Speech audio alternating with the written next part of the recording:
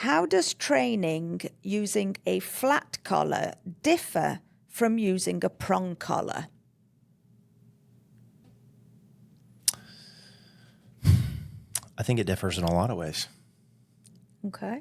Yeah, I mean, I think I came up with a concept back in 2019 called the hierarchy of collars, basically. And like on one side, it'd be good to like demonstrate, but I don't have like a visual demonstration or whatnot. But on like one side, you've got like collars and their level of effectiveness, and on this side, you've got human effort. And so like if you've got a prong collar at the top, and effort would be at the bottom, right? Because there's a lot more leverage there, right? Because you don't have to be as like strong or big or you still need to have finesse with the leash and the collar. But then like, let's say you drop down to like, a choke chain, like, okay, your finesse is going to have to go up a little bit more because, it's still effective, or like a star mark or something like that. Then you drop down to maybe like a slip lead. Your effort's going to have to go up a little bit more.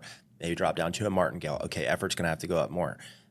Flat collar, effort's going up more. Harness, full max effort, right? And so there's this kind of like concept that like as you move up on the hierarchy of effectiveness, you move down on the level of like effort that it takes to like act. And by effort, I mean like strength. I'm talking about leverage here, Yeah. And so, yeah, you have to, be a little less strong, a little like, use a less tough corrections, things like that, because that's just, prong collars are going to be more effective, period, than a flat collar or a harness.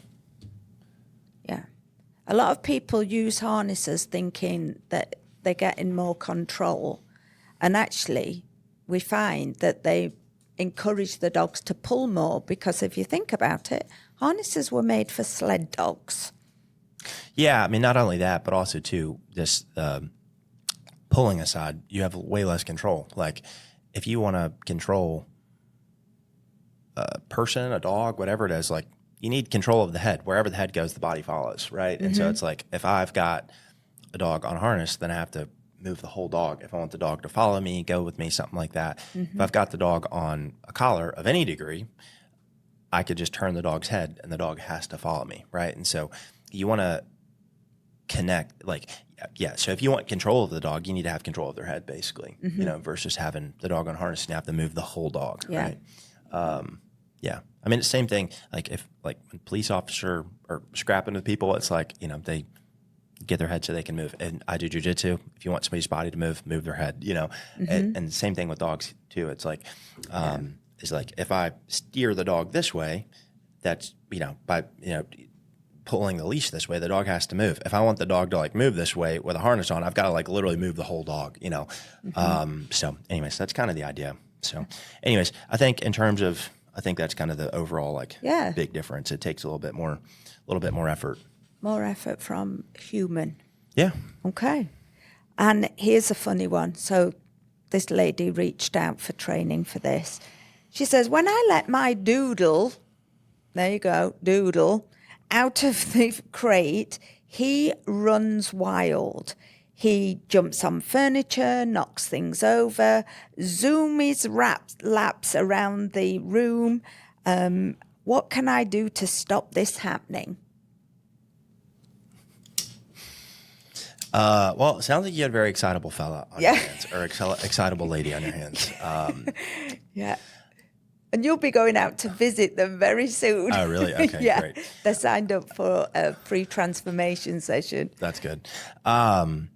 Typically, what I'd probably say is the manners, once the dog's out of the crate, start before the dog gets out of the crate or whatnot. So I'd say starting with like teaching the dog, hey, you can only come out of the crate when you hear your password. I know you're excited to get out, but you can only come out whenever you hear your password, basically.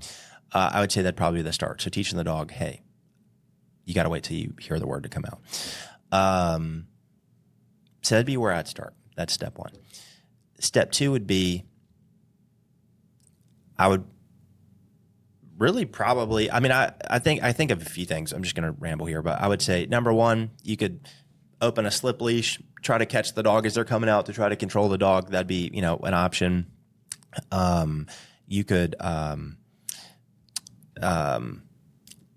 head straight to the back door and be like, come on, let's go outside, and like try to get the dog to run their energy out outside and stuff like that, and just start shaping where the dog like learns like, okay, every time I get out of the crate after mom's been gone, we go straight outside or something like that. So instead of like running around the house and mom's chasing me, I'm having too much fun. We're going straight outside, right? So excited to see humans. Yeah, exactly. Next one would be like maybe before, like set up more of a training exercise. I'm not saying do this if you're gone all day, but put the dog up for, I don't know, 15, 20 minutes or something like that. Leave the leash on the dog in the crate. Then when the dog comes out, grab the dog on the leash, take the dog outside, things like that. And so the dog starts learning like, oh, okay. But you need, you might need control of the dog to be able to do that or something like that. So maybe try to set up a training exercise or two where like you can practice that or something. Yeah. Yeah. I think the way she was describing it is when she's been to work and the dog's been Locked up all day. But she says, it goes wild. So hang on in, we're coming. That's funny. Yeah, I would just try that stuff. I'd start with a password, not letting the dog out of the crate till they hear the password, and then trying to head straight outside or release the dog, and then set up some training exercise where you can kind of like replicate this behavior and stuff like that. I've just got visions of this doodle just going zoomy all around the room. All around the room. Not listening. So there we go. That's our questions for today.